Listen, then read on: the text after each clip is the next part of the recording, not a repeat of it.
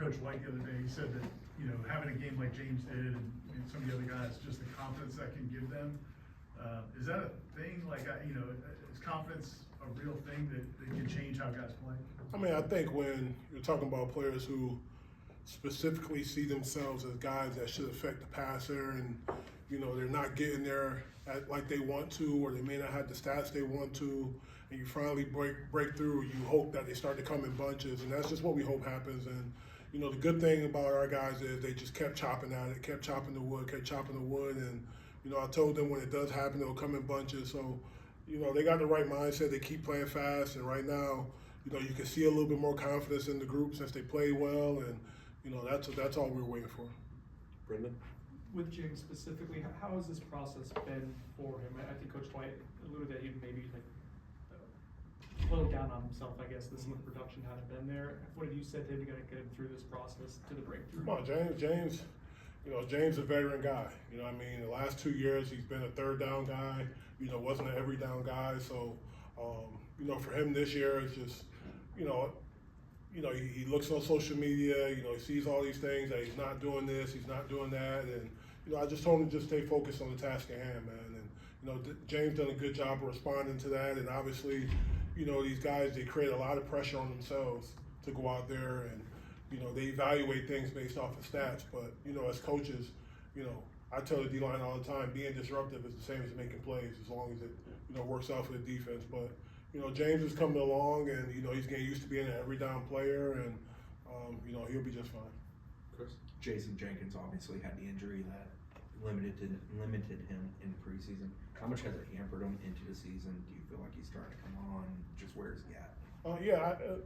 With Jenk, right now it's just training his eyes, and, with the injury and things, that didn't hold him back. Jenk is one of the hardest workers on the team, and, I'm never worried about his work ethic or, where his mindset is. Right now it's just about the game slowing down for him. He's also another guy who, came here from his previous school, was a high rep rotational player, and now he's just, starting to get his feet wet of, being an every down player, being dependent on every down and, carrying that on his back. So, for him, it's just about the game slowing down for him right now, and it's just something me and him talk about, whether that's extra film, whether that's more reps, but, as he does get more reps, you see him start to play better. All right. Along the same lines, Jaden, you feel like he's starting to kind of be what he can be? Right, and Jaden's story, the injuries the past few years, and right now he's just building confidence. He's another guy who's a hard worker and hasn't let the injuries in the past affect what he's doing now. And the more reps, same thing for him. The more reps, the better he'll get. And I have a lot of confidence in all of our DNs right now, and they're all different type of players, and they're all starting to come into their own. And the better they are, the better we are, especially on third down. So you're starting to see those guys. Same with Amari and same with Darrell Jackson. The more reps they get, the more effective, they'll be.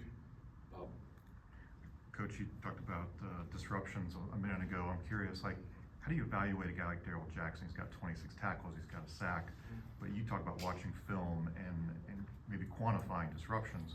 Do you truly quantify that number, and how do you evaluate a guy who's double teamed a ton? Right. I think the good thing about D-Jack is right now is that he sees the big picture. Right, he sees guys running free because he's getting double teamed. Right, he's doing a good job just focusing on being the best D-Jack he can. He's not, looking up mock drafts, paying attention to what everyone else is saying about stats and all that.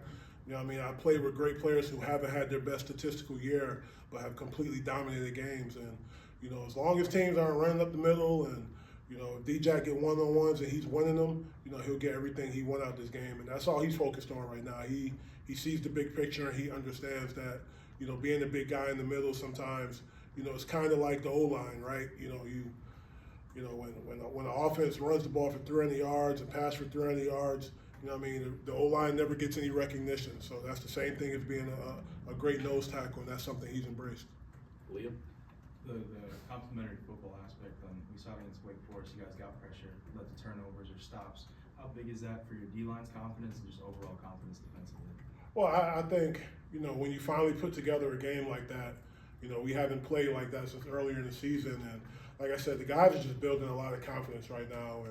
And, our previous school, that first year, you had to play complementarily within the defense, right? The DBs and the D-line had to get on the same page, and our guys are starting to mesh and understand how everything works together in Tony's scheme. And you're starting to see DBs come over to the D-line like, hey, make sure you do this because I got to fill off of you when you do that, and vice versa. So the guys are starting to come together, and that's why they went out there and played fast and confident. And it was the most fun we've had since we've been here. And hats off to Coach Norvell, because he gets our guys ready every single day, and they're just feeding off of him. So that team that you seen on Saturday, that was a product of coach's energy all week. Brendan? You mentioned guys having fun. I'm curious, like, is from your perspective as a coach, as a player who's lived ups and downs of football, how did the guys do during that 4-game skid, and then to come out of it and be able to have fun, play hard? What did that mean? Well, the easiest way to have fun is when you play for something bigger than yourself. And I think all the guys had that mentality. They just wanted to go out and have fun, right? The same way they compete in practice, the same way they win competing on Saturday, right? And Coach always says, when we compete in practice, someone wins, someone loses, right? But we always focus on the next step. But in practice, guys are competitive, right? Because they share the same locker room, and they're in there talking crap to each other, and they're competing every day. And they just, honestly, they took that same approach and did it on Saturday, and they were out there competing, right? They're out, they're on the sideline jawing at each other, having a good time. D-line was having a great time. The linebackers coming down there talking to us, DBs. It was a great environment on that sideline, man. And Coach did a great job getting this team ready. And I feel that momentum starting to build again. Chris? Kevin Wynn's a young man who brings a lot to the table. What has he done well as he's gotten an opportunity to play, and what do you think is next step? Well, the best thing always for young guys to throw them in the fire, right? And him coming off an injury, coming back from that, him being a bigger guy and being in the middle when things happening so fast, the more reps he gets, the better he'll get. And you see flashes of it in practice with him being able to show his foot quickness, for his size. He's a smart football player, and he's one of the strongest guys in the team. So, I'm excited about where he's headed, and he understands that, being a young guy, being a nose tackle, at Florida State with D-Jack leaving and passing the torch on to him, he's embraced that, and he's excited about it. And, he's a guy, same thing. A lot of reps, the better he'll get, and he's always asking questions. He does all the extra, and he's going to be a great player here. Ira? Back before, like when you played, or back before the transfer portal, if you had young players at your position or your group, you could look ahead to the future a little bit, even during a season, think about, okay, what's this guy going to look like? But now, with the way rosters are, can you even spend any time thinking about that? And how excited are you about the group of guys you have that could come back? Well, to be honest with you, I'm not really worried about it. Our freshmen have the right mindset, and we recruited the right guys, and they believe in development, right? And they're not going to run and look for, they don't believe the grass is green on the other side. They love to come to work every single day. And we have a great room. Those guys love being around each other.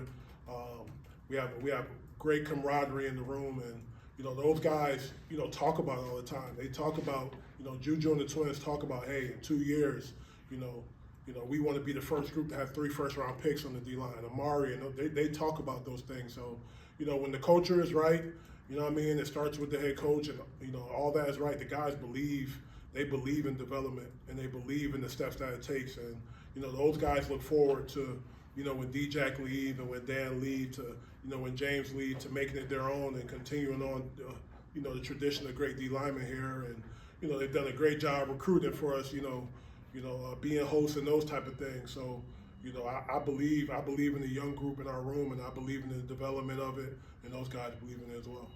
We'll do one more, Liam.